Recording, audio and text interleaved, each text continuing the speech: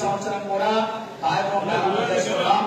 ఈరోజు సాయంత్రం నుంచే ప్రారంభం చేయాలి. శాసనాలు చెప్పింది ముందు రోజు సాయంత్రే సామాన్యాన్ని కూడా సమకూర్చుకుని సంకల్పం చేసుకుని దీక్ష వదిలి రేపటి నుంచి అమ్మాయి ఈ నవరాత్రి ఉత్సవాలు సంకల్పం చేసుకుని ఆలయంలో ముందుగా విఘ్నేశ్వర పూజ, పుణ్యాహవాచనం, ధ్వజారోహణం.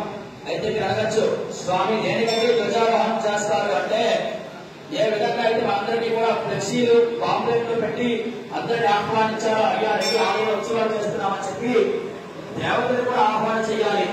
దేవతలకి మనం కూడా